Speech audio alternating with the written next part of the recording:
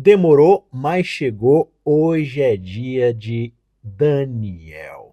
Talvez você esteja acompanhando o curso com a gente desde o começo, talvez você entrou no meio do caminho, mas hoje chega o dia finalmente, um dos momentos preferidos da galera que gosta de estudar a Bíblia, que é o livro de Daniel.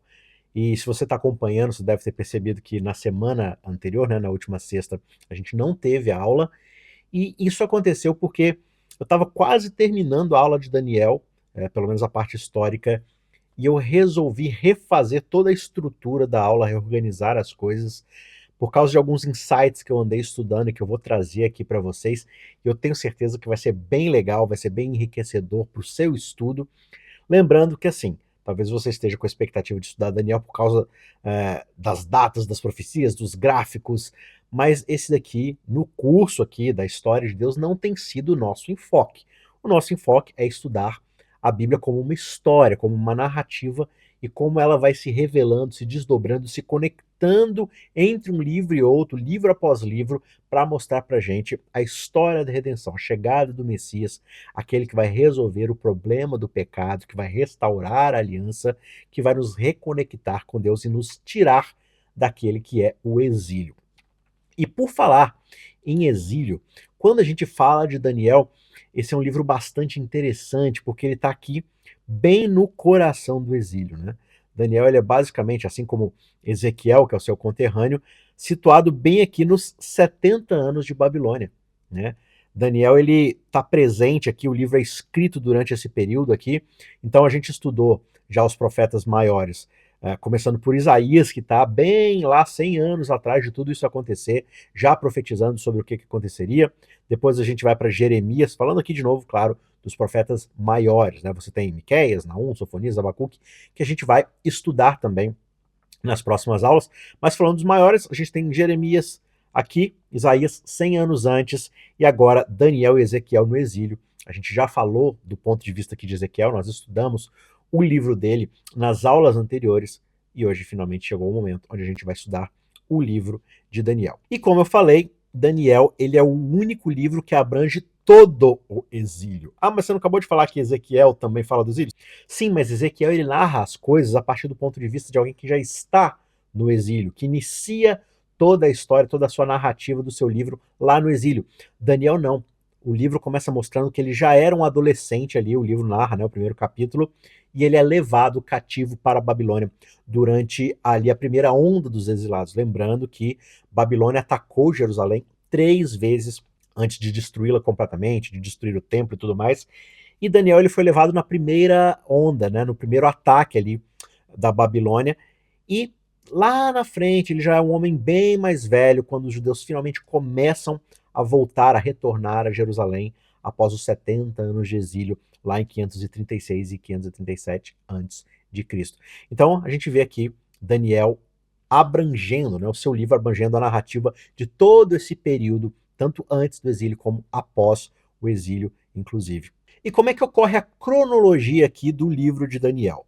Lembrando que os babilônios, né, eles vão ser conquistados no meio da história pelos medos e persas lá cerca de 500 e poucos anos antes de Cristo. Então o que a gente tem? A gente tem os capítulos 1 a 4 e também os 7 e 8 que vão descrever, vão ocorrer durante o reinado aqui dos babilônios, né? Nabucodonosor, Belsazar e por aí vai. Já o capítulo 5 ele vai justamente registrar a queda do rei da Babilônia, que é Belsazar, não é mais Nabucodonosor, é Belsazar, e vai ser registrado justamente a sua queda, o império dos Medos e Persas tomando, conquistando a Babilônia. E os capítulos 6, 9 e os capítulos 10 a 12, eles vão registrar os eventos que vão ocorrer durante o reinado desse novo império, dos Medos e Persas, né? Então, você percebe aí quão abrangente é o livro de Daniel. Ele sobrevive a 2 impérios, ele abrange a história de 2 impérios, a ruína da poderosa Babilônia, a ascensão da poderosa Medo-Pérsia, né? E também ele vai falar dos outros impérios que vão se suceder na história. Esse é um livro de fato bastante completo, bastante interessante, por isso que ele cativa a mente, ele cativa o interesse de tantas pessoas, de tantos estudantes da Bíblia, porque de fato é um livro que você consegue vê-lo se desenvolvendo na história, né? E o fato da gente ter justamente essas interações históricas vai favorecer demais para a gente a percepção do contexto histórico redentor do livro de Daniel e como ele se encaixa na história da Bíblia como um todo. Lembrando que o livro de Daniel ele é muito especial porque quando a gente fala do Antigo Testamento, Daniel é como se fosse um aeroporto internacional. Por quê? Porque ele vai receber os voos de todos os outros livros que vêm antes dele e ele vai, digamos assim, mandar os voos para o Novo Testamento. Então ele recebe toda a carga de Moisés, dos juízes ali, do Pentateuco, também do reinado, da monarquia ali do povo judeu, do povo de Israel, e ele vai receber várias dessas referências, dessas ideias, dessa teologia da aliança, e ele vai enviar tudo isso agora para o Novo Testamento, para ser lido por Jesus e também pelos apóstolos. Né? Mas, claro, quando a gente está falando aqui, ainda dentro do contexto de Daniel, lembrando que no curso aqui, quais são as questões que a gente tem visto, né? O povo de Deus na terra de Deus, debaixo do governo de Deus. Essa é a tônica de todo o nosso estudo, que é baseado na ideia da aliança. Deus tem um relacionamento conosco, ele nos coloca para cumprir uma função e ter um relacionamento com ele, e também para governar e para coabitar naquele lugar que ele nos colocou para viver. E quando a gente se rebela contra Deus, quando a gente para de fazer a sua vontade e a gente se volta contra ele, então as questões dessa aliança, né, elas acabam levando a gente ao exílio. O exílio da parte de Deus, que é a gente não tem mais essa conexão, essa relação com ele, né? O exílio com a terra, o povo de Deus ele perde acesso ao lugar onde Deus habita, seja lá no Éden, seja agora Jerusalém, indo para a Babilônia. E diante dessas questões, o livro vai levantar para a gente justamente essas perguntas. Se Deus não é mais, entre aspas aqui, o governante de Israel, se não há mais uma terra de Jerusalém, né, a terra de Deus, a terra prometida, ela não é mais governada por Deus, quem é que governa a terra? Quem está de fato no poder? E também, assim, já que Deus não está controlando a terra, quem será que está realmente no controle de todas as questões, de todos os fatos, de toda a história? Essas são as perguntas importantes, né? Será que o Deus Yahvé, o Deus de Israel, ele também está à mercê de outros impérios, dos outros deuses? Lembrando que naquela época, né, tinha-se muito essa ideia de que quando um reino conquistava outro reino, é porque a divindade daquele reino, de fato, conquistou a divindade ou venceu a guerra contra a divindade da outra nação. Então, partindo do pressuposto de que o Deus de Israel, Israel perde a batalha para a Babilônia, logo os deuses babilônicos venceram a batalha contra o Deus de Israel, o Deus Yahvé. Então, essa é a pergunta que meio que paira no ar aqui. Será que Deus está de fato no controle? Será que ele ainda é soberano ou ele é um Deus que está à mercê, como vários outros deuses das várias outras nações, ele está à mercê do Império Babilônico, né? E mais importante ainda, como é que o povo de Deus deve se comportar, deve agir, deve testemunhar e viver no meio disso tudo, no meio de toda essa história, de toda essa confusão aparente. Então, essas são as grandes questões que o livro vai tratar. Antes da gente prosseguir aqui, tem algumas tônicas aqui, alguns nuances que ajudam o leitor do livro de Daniel a interpretar algumas questões, e a gente vai mostrá-las no decorrer das nossas aulas. Mas tem uma questão muito interessante na forma como o livro é escrito. Uma primeira questão é que o livro de Daniel, veja, ele está sendo escrito no exílio. E você vai perceber, se você olhar a linguagem original do livro, que o capítulo 1 é escrito em hebraico, mas os capítulos 2 a 7, eles são escritos em aramaico, que é o quê? A linguagem do Império Babilônico. É a linguagem dos caldeus. E aí, a partir do capítulo 8 até o capítulo 11, ele volta para a estrutura no hebraico. E isso é bastante interessante, a gente vai comentar um pouco mais sobre isso, mas dá um vislumbre muito interessante sobre qual é a intencionalidade de Daniel ao escrever o livro, porque ele está escrevendo isso em Babilônia, mas ele não está escrevendo só para o povo judeu, ele está escrevendo para todo o império, para que todas as pessoas tenham acesso a essa informação.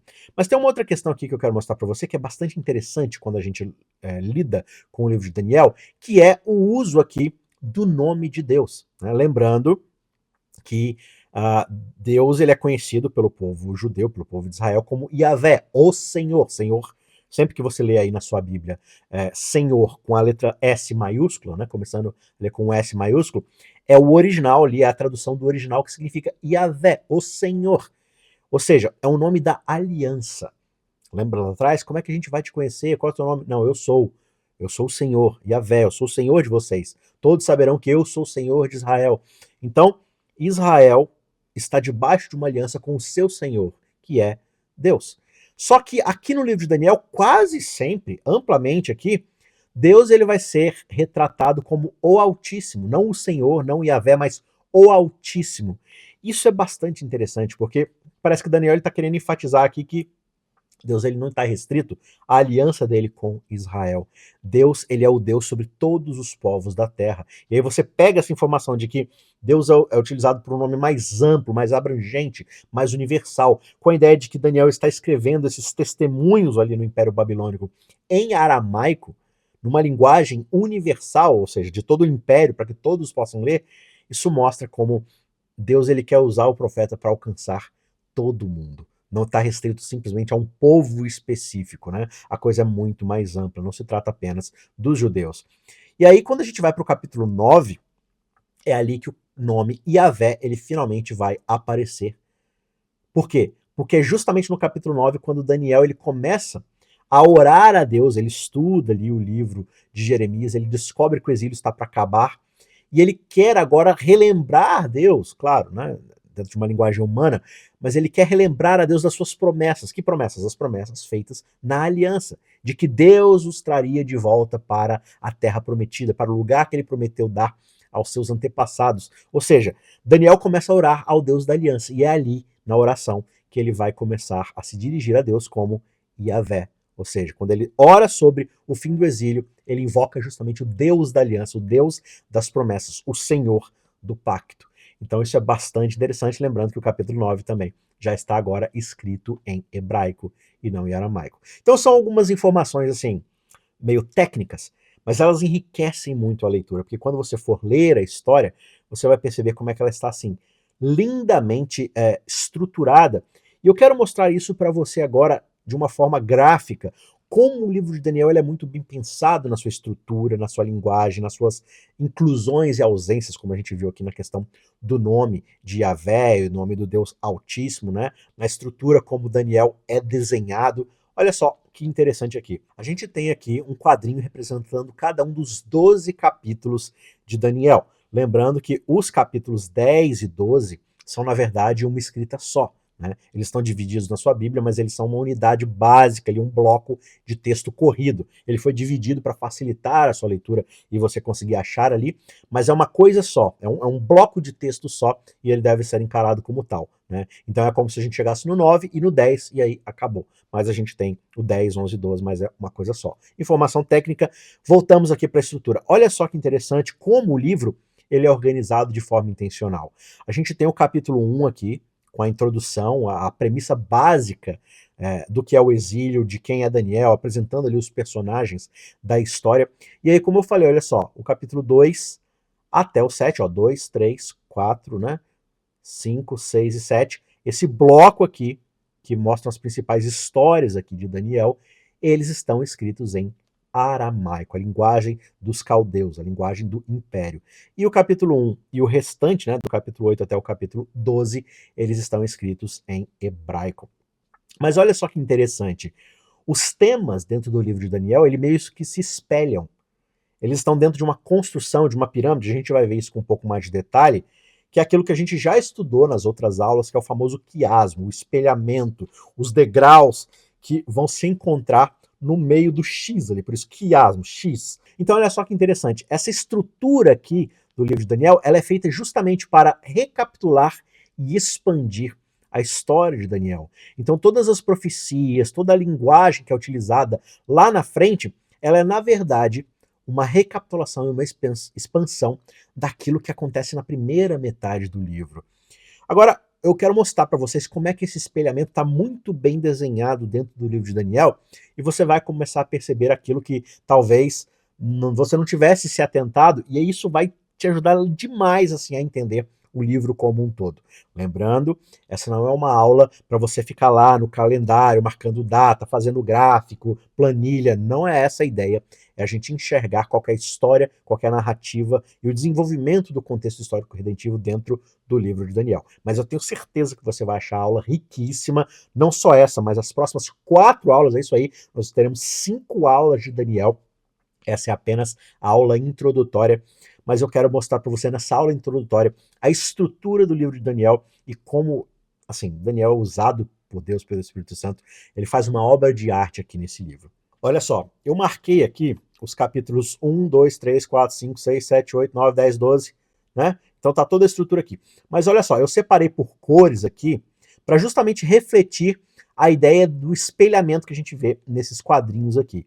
Então olha só, o que a gente tem no capítulo 1 de Daniel? Capítulo 1 é ali Daniel chegando em Babilônia, e logo nos primeiros versos você tem a descrição de por que o povo está ali, por causa do exílio, Babilônia conquistando, né? Eles só estão ali porque Deus permitiu e tudo mais, e aí eles estão ali sendo perseguidos e tudo mais, dentro desse exílio.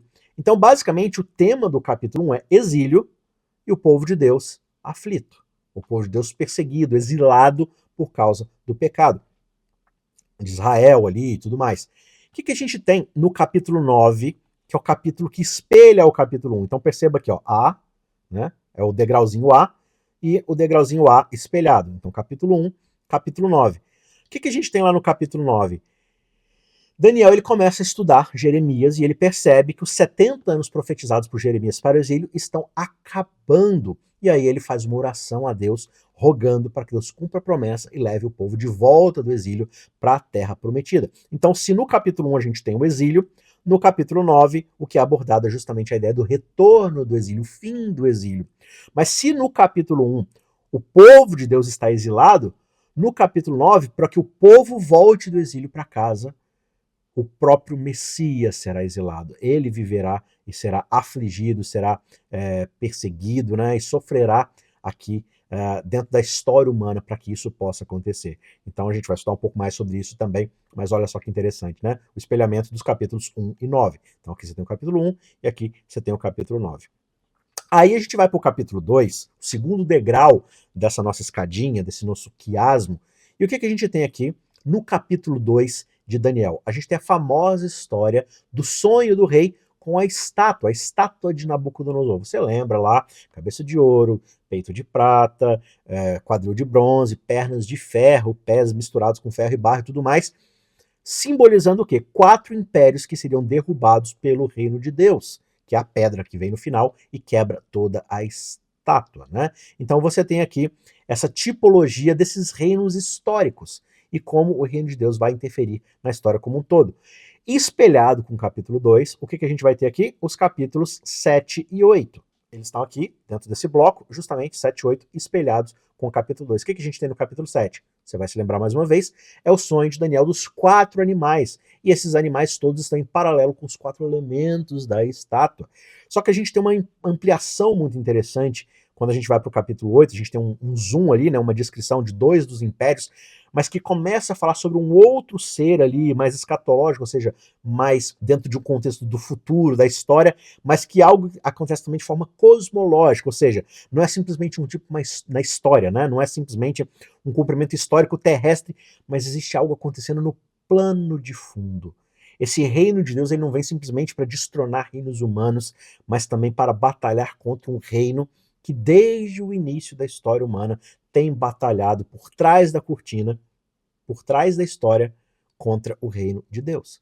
E isso fica bastante claro nessa ideia aqui. Então, se no capítulo 2 a gente tem a pedra, por exemplo, no capítulo 7 a gente tem a ampliação do que significa essa pedra. Então a gente tem a cena do juízo, né? O ancião de dias sentando e abrindo os livros por um julgamento, e aí vem o filho do homem para poder executar esse juízo e tudo mais, e receber esse reino que é inaugurado pela pedra ali, digamos assim, né?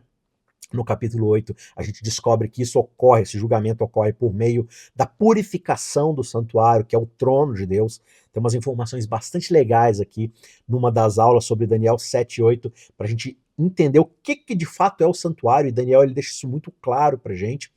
Eu tenho certeza que você vai gostar, assim, eu fiquei fascinado conforme eu fui estudando mais e mais sobre esse assunto, e eu tenho certeza que você vai gostar bastante. Mas vamos dar a sequência aqui. Então, tá certo? Capítulo 2, paralelo com 7 e 8. Então, escadinha aqui, ó, capítulo 1 e 9, capítulo 2, 7 e 8 em amarelo aqui, o espelhamento. E aí a gente vai para o capítulo 3. O capítulo 3 é a história da fornalha ardente. O rei fica empolgado com o sonho da estátua, e aí ele resolve fazer uma estátua gigantesca, mas em vez de 4 elementos, ele faz a estátua toda de ouro. E aí o que ele faz? Ele se coloca como Deus diante de todo o reino. Ele exige adoração e ele faz uma perseguição religiosa contra qualquer pessoa que se recuse a adorar a estátua, e ele faz ali uma sentença de morte na ideia ali da fornalha, né? De chamas e tudo mais. E aí ele persegue o povo de Deus, ele aflige o povo de Deus que se coloca como fiel a Deus mesmo diante dessa perseguição religiosa.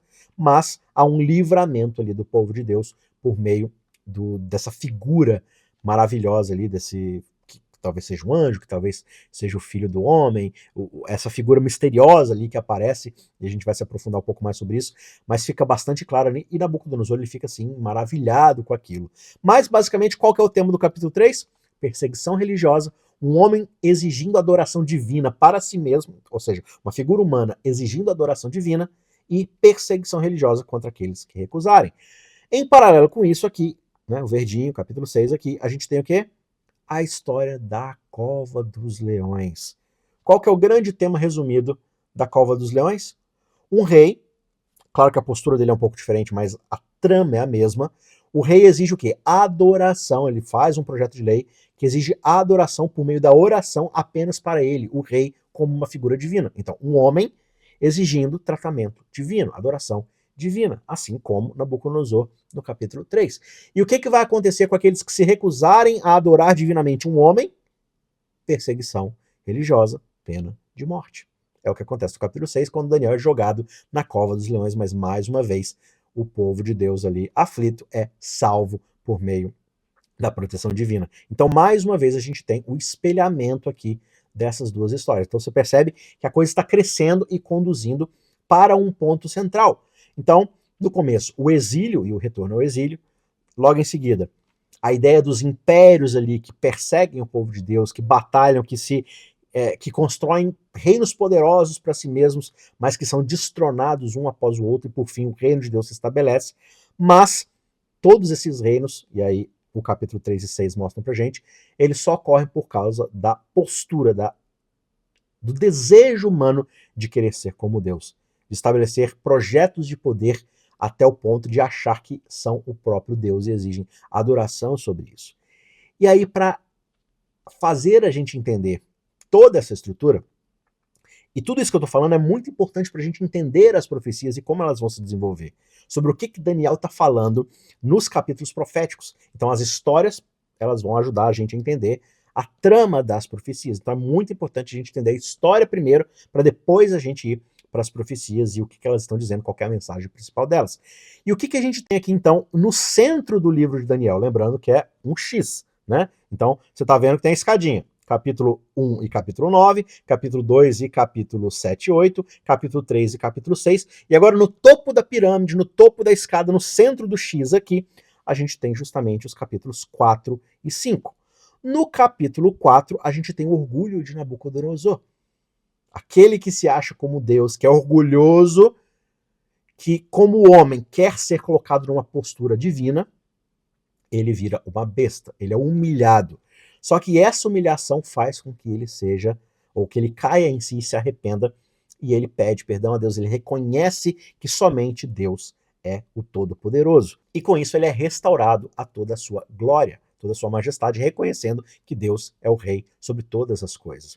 Mas olha só, o capítulo 5 ele vai espelhar o capítulo 4, porque a gente tem a mesma postura de orgulho. Inclusive, no capítulo 5, Daniel ele vai recapitular toda a história do capítulo 4 para Belsazar. E Belsazar, ele se coloca mais uma vez como essa figura arrogante, orgulhosa, blasfema, que vai vilipendiar, vai dessacrar os símbolos do templo de Deus, vai desprezar aqueles que são santos de Deus, o povo de Deus, na figura de Daniel, e ele se coloca nessa prepotência perseguir o santo de Deus, vilipendiar as coisas sagradas, ignorar aquilo que é santo, por meio do banquete lá com as coisas do templo e tudo mais. E aí o que vai acontecer? Vem uma mensagem para ele, né? Mene, mene, tekel, parsim, a mão que escreve na parede, só que ele não se arrepende. E sobre ele vem o juízo final. Né? O juízo de Deus vem ali e destrói Babilônia, cumprindo ali a ideia profética dos capítulos 2 e 7, pelo menos esse iniciozinho ali, que é o reino de Babilônia será destronado e será passado a outra pessoa. Então a gente tem aqui, dentro dessa estrutura, muito interessante, o paralelo dos capítulos 4 e 5. De um lado, né, aliás, nos dois capítulos, no 4 e no 5, que estão espelhados, qual que é o tema? Reis orgulhosos, arrogantes, que se opõem a Deus. Só que em um deles, Nabucodonosor se arrepende e é redimido. No outro, ele se arroga ainda mais e o juízo de Deus vem sobre ele de forma definitiva. Histórias iguais, com desfechos diferentes. E claro, aí a gente tem a unidade dos capítulos 10 a 12, que são um bloco só, falando ali do futuro do povo de Deus e como é que essas profecias vão se desenvolver, né? Ela não está dentro dessa estrutura de paralelos aqui, né? Mas ela vai justamente dar esse desfecho para mostrar as intenções aqui do livro de Daniel. Então olha que interessante. Quando a gente considera essa estrutura aqui de Daniel, por isso que é importante a gente gastar essa primeira aula com essa visão mais ampla, para entender a estrutura do livro, a gente entende, então, que o livro ele é todo construído justamente em torno do capítulo 4 e do capítulo 5. Essa é a ideia final. Quando a gente tem um quiasmo na Bíblia, né, essa estrutura quiástica, que é a estrutura de paralelos, ela trabalha para que todos os temas e todos os degraus da escada convirjam no centro, né?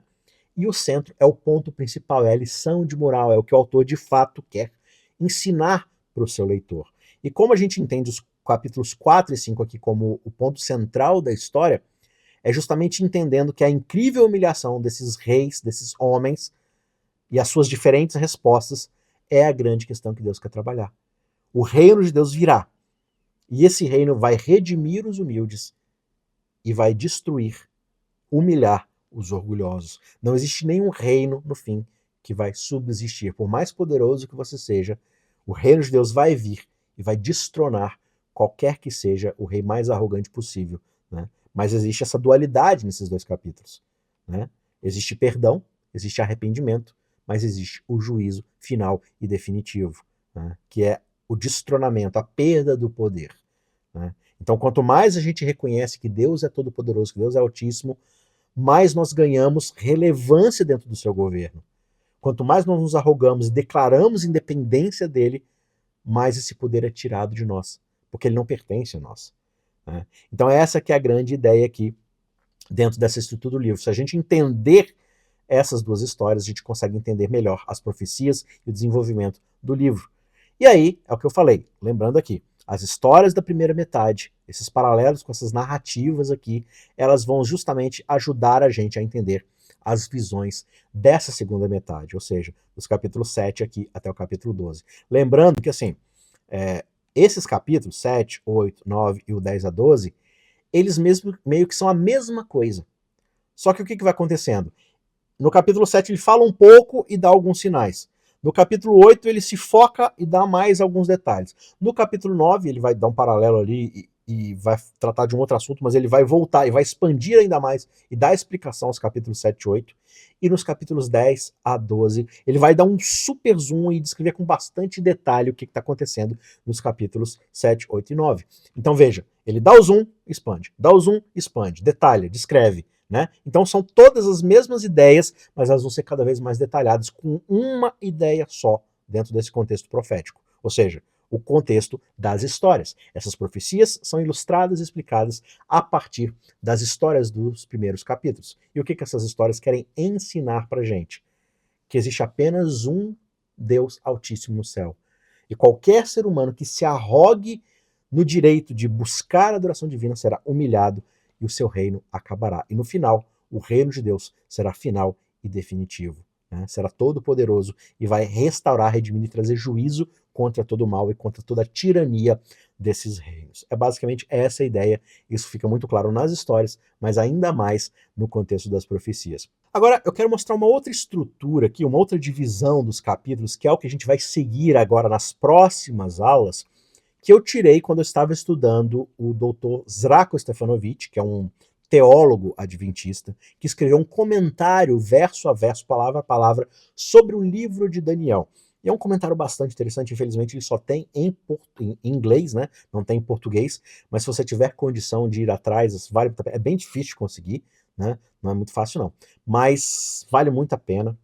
E ele traz, assim, informações fascinantes porque ele se foca extremamente no texto.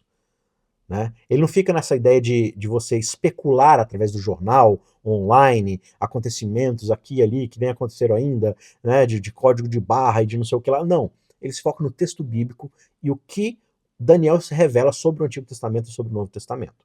Então ele é bastante textual, ele é bastante bíblico, bastante narrativo, e eu fiquei fascinado com esse comentário, por isso que eu acabei pulando a aula anterior, né, a sexta anterior, e a gente não teve aula, porque depois que eu comecei a ler esse comentário, eu falei assim, não, eu preciso reestruturar todo o estudo. E foi o que eu fiz. Eu comecei a reestruturar tudo e olha, eu te garanto mais uma vez, você vai gostar muito do que está por vir das nossas próximas 4 aulas, e eu quero mostrar agora para você quais serão os temas dessas próximas 4 aulas, a partir dessa divisão que ele faz aqui dos 12 capítulos de Daniel. Então, a nossa primeira aula, a aula A, né, vai ser o capítulo 1, que traz a introdução do livro de Daniel, mas vai apresentar para gente quem é Daniel, mas também quem é o Deus de Daniel e qual que é o grande tema do livro. Vários estudiosos, vários rabis, né, vários mestres judeus ali do Antigo Testamento, eles vão dizer que Daniel, capítulo 1, é o livro de Daniel todo dentro de uma cápsula, dentro de uma noz, né? Dentro de uma casca de noz ali. É Daniel compactado, o livro de Daniel compactado. Ali a gente tem tudo que a gente precisa saber sobre o livro de Daniel. Né? Então esse vai ser o primeiro capítulo, a gente vai estudar um pouco do contexto de Daniel, um pouco do contexto histórico do livro, algumas questões ali sobre como Deus lida com a gente, qual que é o pano de fundo histórico, tem uns detalhes ali que você vai gostar muito. Eu garanto para você, tem umas paradas ali da geografia da Babilônia e como isso se liga com a história do povo de Deus. Você vai ficar fascinado, eu tenho certeza, tá certo? Vale muito a pena. Então, capítulo 1, introdução aqui, Daniel e o seu Deus, apresentando os dois grandes personagens aqui do livro. A aula B, a nossa segunda aula, é justamente aqui os capítulos 2, 3 e 4, que é um outro bloco, o bloco seguinte do livro de Daniel. Por quê? Nos capítulos 2, 3 e 4, a gente tem justamente a história do desenvolvimento de Nabucodonosor. Como é que ele vai de um rei extremamente ímpio e arrogante, se tornando cada vez menos arrogante, cada vez mais humilde, mas isso acontece por meio de muita luta, uma consistente batalha do Espírito Santo com o coração de Nabucodonosor.